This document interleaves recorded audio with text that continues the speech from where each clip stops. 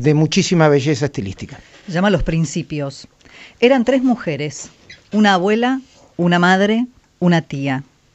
Yo llevaba tiempo mirándolas moverse alrededor de ese catre de hospital, mientras juntaban lentas sus 2 platos de plástico, sus 3 cucharas, su ollita tiznada, su balde verde, y se los daban a la abuela. Y las seguí mirando cuando la madre y la tía recogieron su manta, sus 2 o 3 camisetitas, sus trapos en un petate que ataron para que la tía se lo pusiera en la cabeza. Pero me quebré cuando vi que la tía se inclinaba sobre el catre, levantaba al chiquito, lo sostenía en el aire, lo miraba con una cara rara, como extrañada, como incrédula. Lo apoyaba en la espalda de su madre como se apoyan los chiquitos en África en las espaldas de sus madres, con las piernas y los brazos abiertos, el pecho del chico contra la espalda de la madre, la cara hacia uno de los lados. Y su madre lo ató con una tela, como se atan los chiquitos en África al cuerpo de sus madres. El chiquito quedó en su lugar, listo para irse a casa, igual que siempre, muerto. Martín Caparrós, buenas tardes.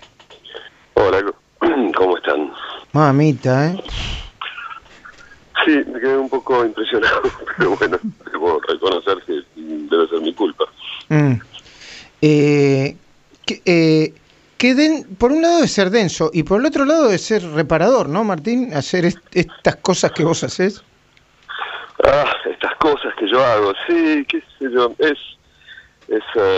sí, es duro, obviamente, enfrentarse con aquellas cosas para las que hacemos tantos esfuerzos en no enfrentarnos, digamos, con lo más crudo, lo más brutal de los desastres que hacemos en el mundo, digamos, de los desastres que los hombres producimos. Es duro, pero al mismo tiempo es cierto que me alivia en un punto poder decirme que por lo menos trato de mirarlo y trato de contarlo. Es un alivio barato, pero bueno, es lo que hay. ¿Y cómo hacer también para narrar algo que es tan denso y tan... y hay que entrarle, ¿no? Porque, bueno, a ver, yo te confieso, yo leo el libro porque hay un nombre que es el de Martín Caparrós. Si no, no sé si me sentaría a leer un libro sobre el hambre. Bueno, no tendrías mucho problema porque no hay muchos, por lo menos en castellano no hay una literatura importante sobre el asunto, ni muchísimo menos. Pero es cierto, es un tema que no invita y yo dudé bastante de meterle también, de meterme con eso y dedicarle varios años de mi vida a ese laburo, pero la cuestión es que, bueno, yo por otros trabajos me pasé varios años viajando mucho por algunos de los países más pobres de África, de Asia, de América Latina y demás, y aunque tenía que hablar de otras cosas por esos trabajos, aunque tenía que hablar de otros temas, veía que el común denominador y la base de todos los problemas era que no había alimento suficiente, que había mucha gente que no conseguía comida suficiente.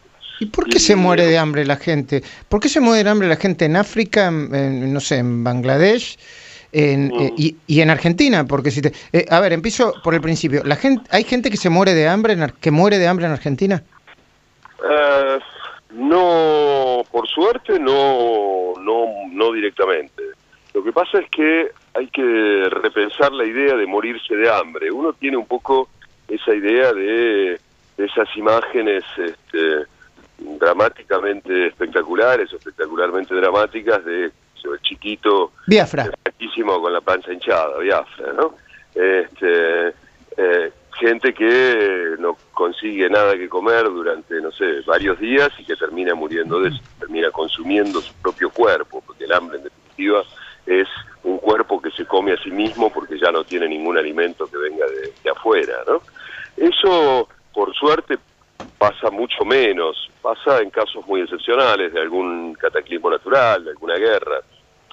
Lo que sucede cuando hablamos de gente que se muere por hambre es que cuerpos muy poco alimentados, muy mal nutridos, son presa muy fácil de cantidad de enfermedades que a un cuerpo desprotegido por la mala alimentación lo matan y a vos o a mí no nos harían nada, ¿no? Claro, o sea, el verdadero origen de la desaparición física vendría a ser el hambre. Claro, es un cuerpo que si estuviera bien alimentado no tendría problema, pero al no estarlo, cualquier infección, cualquier enfermedad que para otra persona no sería nada, para alguien que está mal alimentado es mortal. Entonces, efectivamente, el origen es que no están bien alimentados, ¿sí? ¿Sabes qué me impresionó, Martín? Sobre todo, es una tontería, ¿no? Bueno, no es una tontería, porque uno vive en un mundo y hay otros mundos por vivir. El diálogo que mantuviste, no recuerdo con quién, cuando vos le preguntaste si pudieses elegir algo en la vida, pero cualquier cosa, ¿qué elegirías? ¿Lo contás vos mejor y contame el contexto, dónde fue? Bueno, era en un pueblito de Níger antes de que yo empezara a trabajar en este libro. De hecho, fue una de las razones por las que decidí empezar a trabajar en este libro. Yo estaba trabajando para el Fondo de Población de Naciones Unidas y estaba hablando con una señora delante de su choza en un pueblito. Níger es un país muy pobre, muy árido además, donde se come casi solamente mijo, que es un cereal que aquí se lo dan a los pájaros y es que hacen algo con él, pero es lo que crece ahí. Y entonces yo estaba hablando con ella y le preguntaba qué comía, y entonces ella me decía que comía una bola hecha de mijo, se hace con harina de mijo y un poco de agua, o si tienen leche, algo de leche. Y yo, tilingo de mí, le pregunté, ¿pero come eso todos los días? Como diciendo, ¿cómo puede ser que comas esa misma cosa todo el tiempo, no? Y ella me dijo, bueno, no, solamente cuando puedo, solamente cuando lo consigo. Y yo sentí una basura, digamos, una alfombra. Y entonces le pregunté eso que vos decías, bueno, si hubiera un mago, un aladino que le ofreciera cualquier cosa, lo que usted quisiera, ¿qué le pediría? Y ella me dijo que una vaca. Y yo la miré un poco así, y entonces ella me dijo, sí, una vaca, porque me daría leche, y con la leche puedo hacer la bola de mi hijo mucho mejor, y le puedo dar un poco de leche a mis hijos, si me sobra algo, hago unos buñuelos, y los vendo en el pueblo, y me empezó a contar. Y yo la miraba y le decía, pero señora, el mago le puede dar cualquier cosa. ¿Usted qué querría si pudiera pedirle cualquier cosa? Y ella me miró de nuevo y me dijo, pero de verdad cualquier cosa. Y le digo, sí, lo que usted diga. Y me mira y me dice, 2 vacas. Y yo me quebré por esta idea de que una de las formas más extremas de la pobreza extrema es aquella que te impide soñar más allá, desear más allá, ¿no?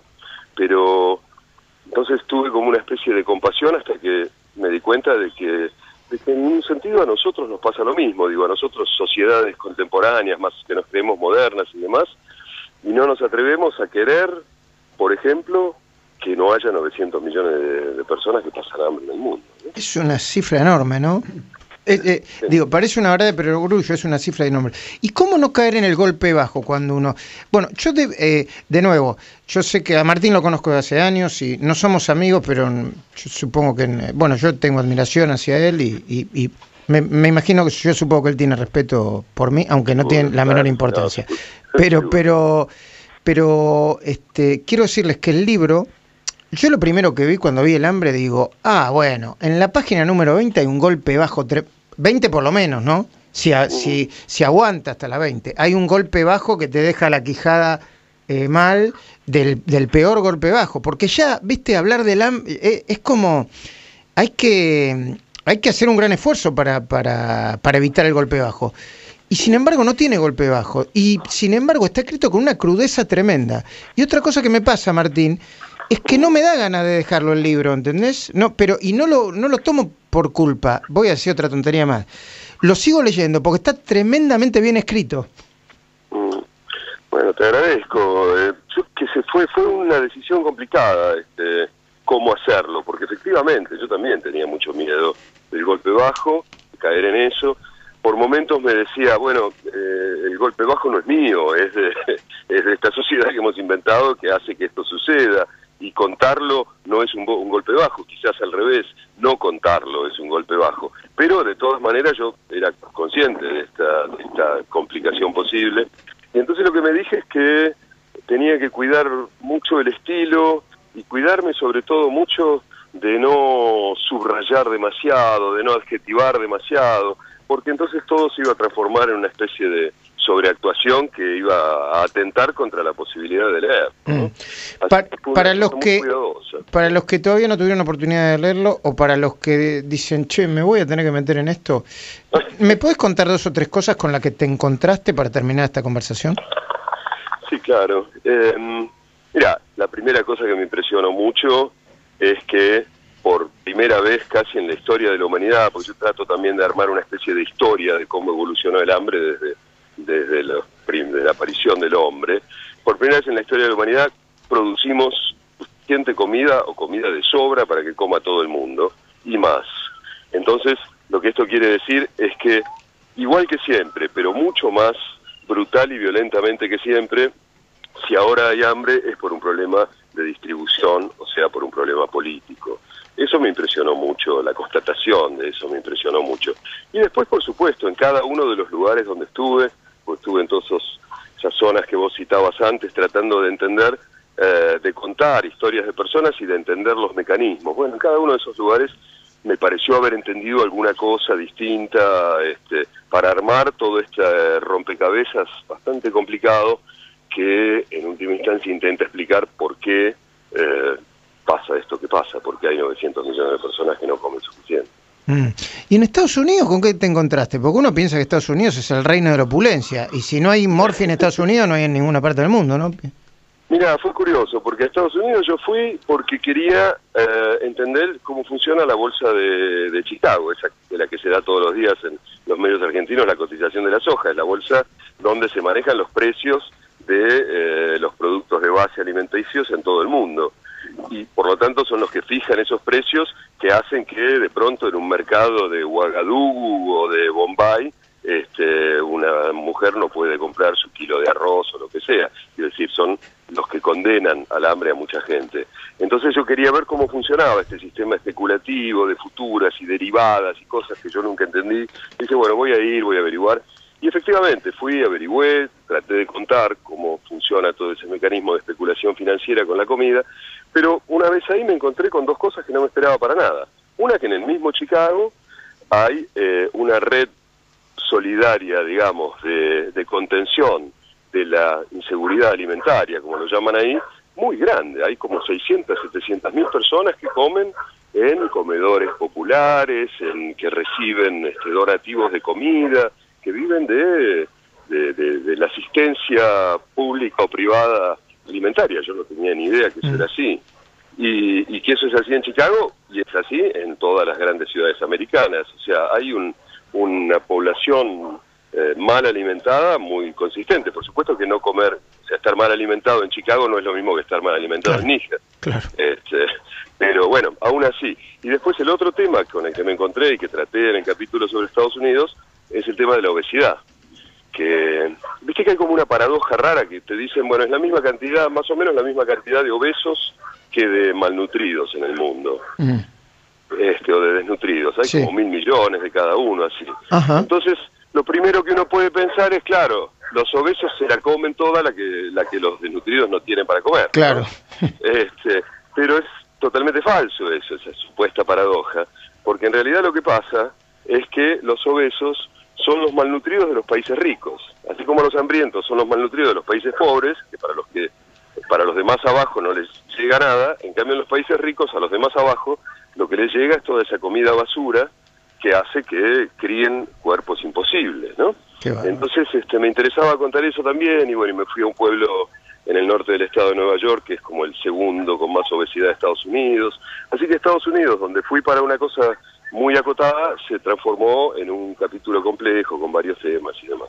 Martín, nos estamos viendo, nos estamos escuchando. Cuando vuelvas de nuevo de tus viajes por el mundo, nos sentamos a tomar algo, ¿sí? Con mucho gusto, Luis. Abrazo grande. Martín Caparrós. Abrazos. Martín Caparrós, escritor, novelista, autor de El hambre. A ver si acá están algunos de los libros que escribió Martín Caparrós. Dios mío, El Ceibaba, un libro sobre el Ceibaba. El interior, Argentinismos. Esto es en el mismo grupo editorial, pero tiene, qué sé yo. Un trabajo extraordinario que se llama La Voluntad. En colaboración con Eduardo Anguita. Anguita, tremendo.